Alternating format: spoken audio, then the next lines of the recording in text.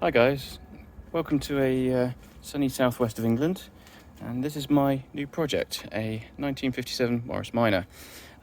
First thing first is anyone who knows a bit about Morris Minors will start saying, well, it's wrong, but it's been heavily modified, so the front lights are wrong, the dash is wrong, it should have trafficators, rear lights are wrong. I've got the bumper in the boot in the inside, which I'll show in a minute. The wheels are wrong, these are 14s, they're 13s, but the reason I got it, apart from the floors, which are solid, which I'll show in a minute, is under here. If I can get this open, it should be at least a 1275 engine from a MG Midget, so it should go pretty well. It's got a free-flowing exhaust. Carb looks like a tuned carb. It should have a lot smaller carb if it was an original 1080, 1098. What else? So yeah, it's been heavily modified. Yeah, so it's not in bad condition. It's been sat in a garage since 1989, which is what, 32, is that right? No, yeah, 2021 now, aren't we? So yeah, it's nearly 32 years. The main reason I bought it, apart from I had loads of spares with it, is the interior is in quite good condition, but the main thing is the floors were replaced by Charles Ware. Now, those that know about Morris Minors will know Charles Ware is the first proper, let's call him, yeah, he's no longer around, but he was the first proper guy that tried to get a lot of the British cars as classics. Morris might have been one of them, and he had this idea of a car that you could have for life and you just carried on repairing it. So he was one of the first ones that did all the panels. I say one of the first, but obviously there's panels before, but you know, an aftermarket set of everything basically, which is kind of the same now with MG, the MGB, the MG Midgets, obviously Morris Minor, the classic Mini, and loads of others. But yeah, so the car's full of junk at the moment. Yeah, so yeah, I'm gonna have to clear it out in a sec. But and the other thing, it needs a good wash. My wife, I wanted to have it unwashed for the video, but my wife just so disgusted by it, she gave it a quick spray over. So it's yeah, I'm gonna give it a good scrub down. So the next thing also I'm gonna do is get this lump running. So it does sort of turn by hand. I don't know if I can get the camera in there, but yeah, it does kind of turn. You can sort of see bits moving. Now I don't want to turn it anymore, because what I want to do is take those plugs out and get some transmission fluid, automatic transmission fluid down there, just to soak overnight before I try to do a start. I mean, you see videos online of people just turn the key and then firing them up. I mean, you can do, and it'll work, but you'll potentially ruin the engine. Not least, you know, the top end of this is not too bad, but and there's a little bit of oil. Grab my torch and not drop my torch. Yeah, you can see there's a little bit of oil, but to be honest, it could do with fresh oil, which is another thing I'll do. So I'll clean the points, or probably replace the points. Fresh oil, dump the oil out, fresh filter. It's got a spin-on filter, just somewhere down there.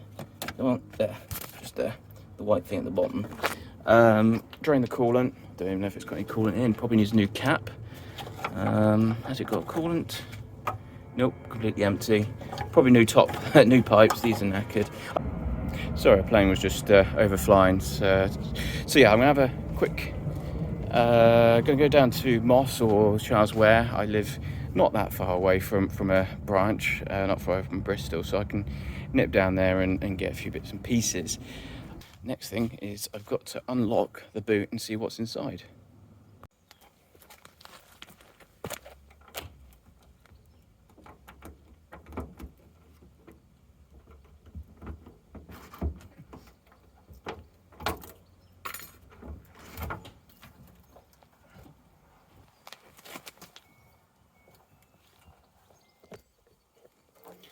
Not too bad in here.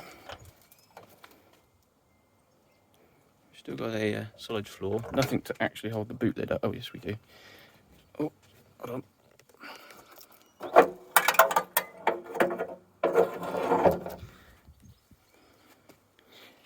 yeah, reasonably solid.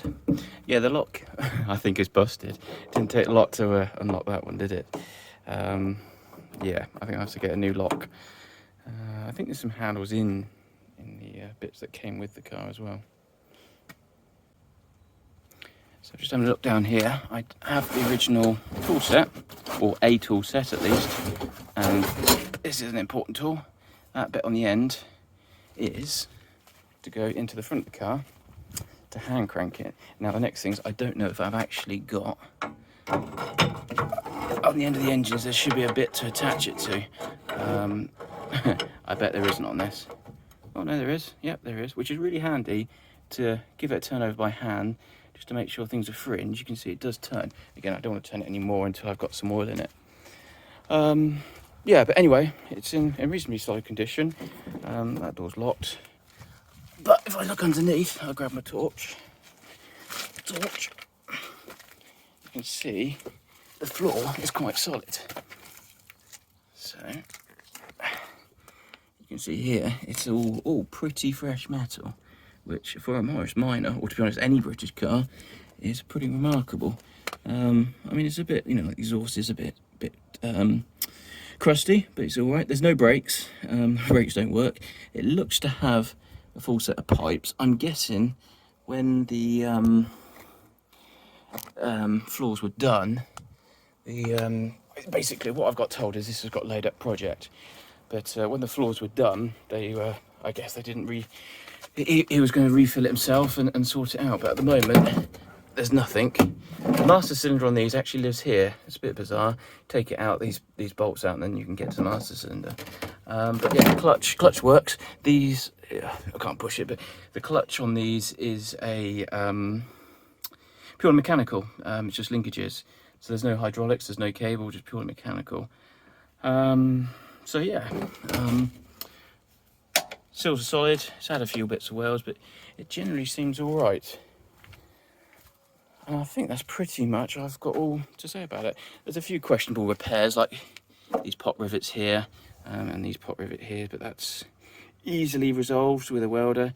Intention first is to get this driving and moving and safe. Obviously brakes, get the engine running, new tyres, and then sort of go from there. It does have, you might not be able to see, you just about see, it's got disc brakes. So these would have come with drums to begin with, but at some point these have been fitted with disc brakes. I think these Marina, if you look, the wheel gap is slightly different from the rear. I need to measure it, but I believe it's the wrong size. These are 14s, they're 13s, and Marinas were 13s, Morris Minors were 14s. So I suspect, yeah, it's got a mix of hubs on, so I might need to change them to match the front or something like that. I don't know what size wheels these are, if they even fit, but what size are they? The tyres are ancient. Dunlop remold, lovely, made in Great Britain. Gives you a rough idea of the age. What about this one? Can I see the size? Oh, there we go. 175 13s, if you can just about see that. I don't know if these will fit, but I'll have a look. But yeah.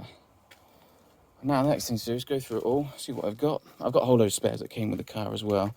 I've got 2 spare engines, a whole load of heads, a spare diff, well 2 spare diffs, and a few other bits and pieces. Amazingly, these tyres were flat. They actually pumped up, and since yesterday they've held air, so that's quite remarkable. But yeah, that's about all I can say about it right now. I'll get another video up on will it run, and hopefully it will. Or I might tag it to the end of this. We'll see. You'll see in a minute if this carries on. But yeah, quite a lot of patina, whatever it is. Not sure what I'm going to do with it. A lot of people want to keep it original.